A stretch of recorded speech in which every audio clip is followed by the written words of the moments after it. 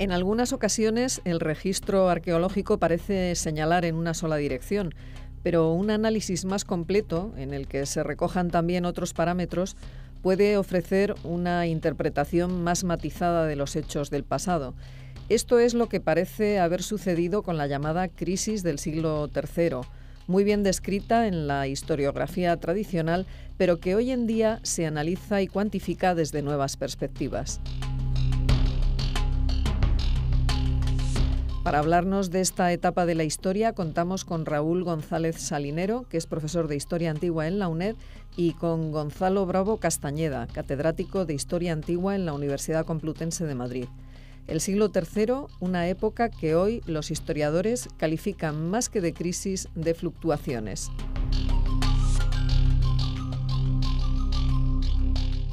Buenos días. Sí, en efecto, el siglo III, una época de fluctuaciones. O quizás tendríamos que hablar de una época de crisis. Claro, este es el gran dilema que desde hace muchos años ha surgido en la historiografía que se ha acercado a este tema. Porque si bien es cierto que entre el 235 y el 284 hubo 57 emperadores, entre legítimos y usurpadores, hay otros indicios quizás que nos hablan de una época, pues eso, de fluctuaciones y no de crisis. Porque es verdad que la inflación existía, es verdad que hay fenómenos de supuestas destrucciones de vilae, el problema de los tesorillos, cómo interpretarlos desde un punto de vista arqueológico, desde un punto de vista histórico. En fin, hay muchísimos temas que pueden servirnos para calibrar en qué época nos tenemos que situar. Si en una época de inestabilidad, de crisis directamente, o quizás una época de cambio. Bien, para tratar este importante tema, que es el primero con el que se abre el programa de la asignatura de Historia Antigua de la Península Ibérica 2, contamos con la presencia del profesor Gonzalo Bravo, que es catedrático de Historia Antigua de la Universidad Complutense de Madrid y también autor del libro recomendado como manual en la bibliografía básica, el libro que lleva por título Nueva Historia de la España Antigua, una revisión crítica. Por tanto, ¿quién mejor que el propio autor de este manual para que nos hable de este primer tema tan controvertido? Buenos días y muchísimas gracias, Gonzalo, por estar aquí. Buenos días, Raúl. La primera pregunta que yo querría hacerte es, bien, ¿estamos en una época de crisis o no? Es decir, ¿el siglo III puede calificarse como un siglo de crisis tal y como ha sido defendido tradicionalmente por la historiografía? No se puede dar una respuesta unívoca a esta cuestión porque implica el reducir el siglo III a una sola unidad. El siglo III teóricamente son 100 años, digo teóricamente porque en realidad la dinámica histórica que define al siglo III existía ya antes del siglo III y en cierto modo se perpetuó después del siglo III, por tanto debemos distinguir entre los tiempos cronológicos y los tiempos estructurales en historia, y desde ese punto de vista pues no se podría hablar de una crisis genérica durante todo el siglo, sino en todo caso de determinadas crisis coyunturales.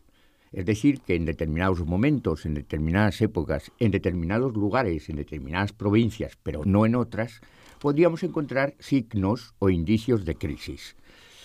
El problema historiográfico, básicamente, es que ha habido dos discursos. Un discurso tradicional en el que lo prioritario era el análisis de la situación política, de la situación militar, de la situación administrativa, de la situación religiosa, de la situación económica, y un nuevo discurso, un nuevo debate que se ha iniciado pues tan solo hace unos 20 años, no más, en los últimos 20 años, que ha hecho que se introduzcan nuevos parámetros para medir la crisis. Es decir, hemos pasado de describir la crisis a analizarla y cuantificarla. Ahora podemos medir los momentos de crisis y los momentos de recuperación dentro del siglo III. Por tanto, ya no se puede decir que sea un siglo de crisis, ni siquiera un siglo de recuperación respecto de algunos aspectos del siglo II, sino precisamente, como se ha anunciado muy bien esta sesión radiofónica, un siglo de fluctuaciones. Es decir, hay una fluctuación monetaria evidente, hay una fluctuación militar evidente, hay una fluctuación política evidente, hay una fluctuación religiosa porque es el siglo, hay que recordarlo, en que se inician las persecuciones. Evidentemente, Hispania, la provincia, las provincias hispanas participan de este panorama de igual forma, pero no se puede decir que estemos ante una situación idéntica en Hispania respecto a la Galia o a Oriente, ¿no? En ese sentido, ¿qué es lo que, en tu opinión, puede caracterizar más este siglo III en Hispania? Es decir, me explico, sabemos que hay signos de destrucción en algunas vilae. Algunos autores lo achacan a las supuestas invasiones germánicas de esta época. Sabemos que se han descubierto una serie de tesorillos de monedas. Sabemos también que es verdad que la inflación pudo haber afectado también a Hispania, pero no sabemos en qué medida. Es decir, ¿hay elementos de juicio que nos permitan pensar que Hispania es un territorio diferente del resto en esta época, del resto del imperio, o no? Bien, para empezar, Hispania es un conjunto de provincias. Lógicamente, las provincias que constituyen la Hispania romana no son iguales, son en sí mismas diferentes, son desiguales y, por tanto, acusan de forma distinta la repercusión de los cambios, de las fluctuaciones, ¿no? Económicas, políticas, militares, ideológicas, culturales, religiosas que hay en el imperio, ¿no? Lo que ocurre es que esos signos de crisis tradicionales que se han visto en la historiografía hoy son todos ellos contestados, es decir, están absolutamente cuestionados. Las vilas, por poner un ejemplo, del siglo III, que están bien registradas y bien controladas, bien datadas en sus destrucciones, hoy se considera que no se deben a destrucciones que tengan que ver con el régimen de explotación o con el régimen de producción, con el sistema de producción vigente, que explicaría una crisis agrícola, que explicaría una crisis económica en la productividad agrícola, y que redundaría un poco en la línea de fuentes literarias, no solamente arqueológicas, puesto que las vilas se conocen fundamentalmente por vía arqueológica, por el registro arqueológico, pero secundaría un poco las fuentes literarias que, por ejemplo, en el norte de África o para el norte de África,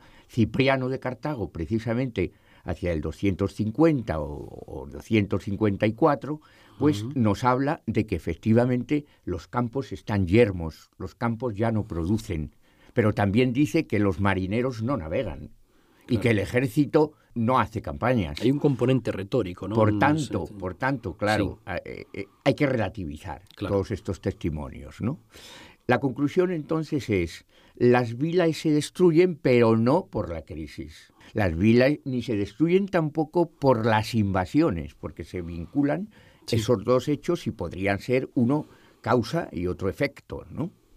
Sino porque necesitan remodelarse, necesitan reestructurarse, ya no sirven como estaban diseñadas, se amplía el ámbito de ocupación y se amplía también la pars rústica, es decir, la parte dedicada al cultivo y a la explotación. Por tanto, la vila anterior ya no sirve, hay que ampliarla, exactamente igual pues que ocurre en los cortijos andaluces actualmente, que sufren determinadas remodelaciones en décadas, ¿no?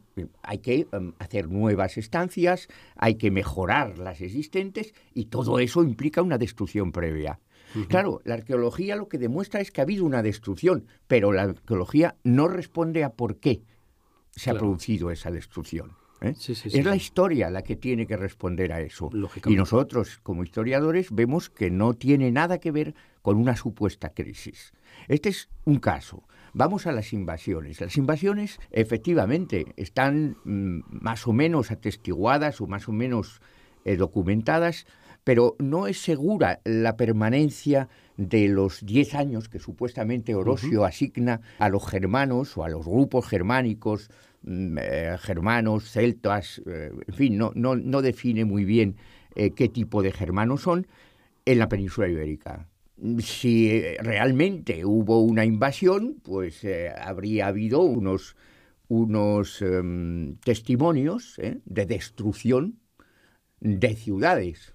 Pero resulta que la única ciudad destruida es Tárraco. Por tanto, no parece que se pueda hablar de una invasión de Hispania porque Tárraco fuera directamente destruida por los invasores, porque digamos que fue la primera ciudad que encontraron, pero no tenemos ningún resto de destrucción más de esas ciudades. Bien, tú en tu libro insistes, no obstante, en que sí se puede percibir un cambio social, también en Hispania.